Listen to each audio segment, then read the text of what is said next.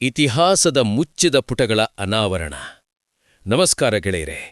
ಕನ್ನಡ ಸಾಹಿತ್ಯ ಲೋಕದ ದಂತಕಥೆ ಎಸ್.ಎಲ್. ಭೈರಪ್ಪನವರ ಆವರಣ ಕೃತಿಯ ಹೆಸರನ್ನು ನೀವೆಲ್ಲರೂ ಕೇಳಿರುತ್ತೀರಿ.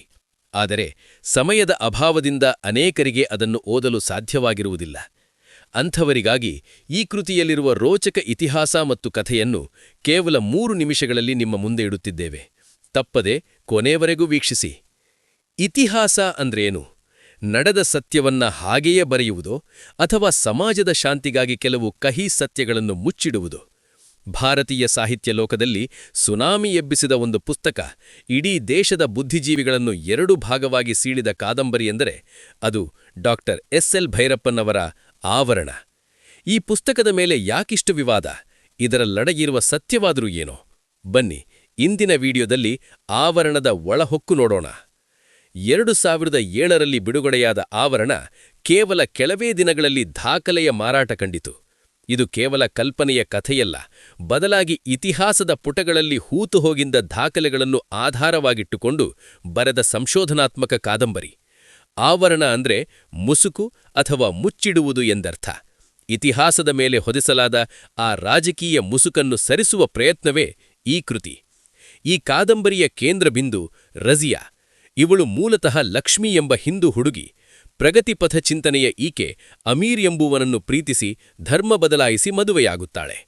ತನ್ನ ತಂದೆಯ ಸಂಪ್ರದಾಯಸ್ಥ ವಿಚಾರಗಳನ್ನು ವಿರೋಧಿಸುವ ರಜಿಯಾ ಹಿಂದೂ ಧರ್ಮ ಮತ್ತು ಸಂಸ್ಕೃತಿಯನ್ನು ಟೀಕಿಸುತ್ತಾ ಇರುತ್ತಾಳೆ. ಆದರೆ ಕಥೆಯಲ್ಲಿ ತಿರುವಿ ಬರುವುದು ಅವಳು ಒಂದು ಡಾಕ್ಯುಮೆಂಟರಿ ಚಿತ್ರಕ್ಕಾಗಿ ಹಳೆಯ ದಾಖಲೆಗಳನ್ನು ಸಂಶೋಧಿಸಲು ಶುರು ಮಾಡಿದಾಗ.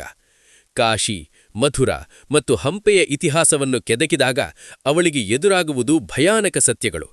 ಮೊಘಲ್ ದೊರೆಗಳ ಆಳ್ವಿಕೆಯಲ್ಲಿ ನಡೆದ ದೇವಸ್ಥಾನಗಳ ಧ್ವಂಸ, ಮತಾಂತರ ಮತ್ತು ಕ್ರೌರ್ಯದ ಬಗ್ಗೆ ಅಪ್ಪಟ ಇತಿಹಾಸದ ದಾಖಲೆಗಳು ಅವಳಿಗೆ ಸಿಗುತ್ತವೆ. ತನ್ನ ತಂದೆ ಹೇಳುತ್ತಿದ್ದ ಮಾತುಗಳು ಸುಳ್ಳಲ್ಲ ಎಂಬ ಅರಿವು ಅವಳಿಗಾಗುತ್ತದೆ. ಈ ಪುಸ್ತಕದಲ್ಲಿ ಭೈರಪ್ಪನವರು ಮುಖ್ಯವಾಗಿ 2 ವಿಷಯಗಳನ್ನು ಎತ್ತಿ ತೋರಿಸುತ್ತಾರೆ. ಇತಿಹಾಸದ ತಿರುಚುವಿಕೆ. ಸ್ವಾತಂತ್ರ್ಯ ಅನಂತರದ ಭಾರತದಲ್ಲಿ ಕೆಲವು ಇತಿಹಾಸಕಾರರು ಕೋಮ ಸೌಹಾರ್ದತೆಯ ಹೆಸರಿನಲ್ಲಿ ಆಕ್ರಮಣಕಾರರ ಕ್ರೌರ್ಯವನ್ನು ಹೇಗೆ ಮರೆಮಾಡಿದರು ಎಂಬುದನ್ನು ಲೇಖಕರು ಇಲ್ಲಿ ಪ್ರಶ್ನಿಸುತ್ತಾರೆ. ವೈಚಾರಿಕ ಸಂಘರ್ಷ.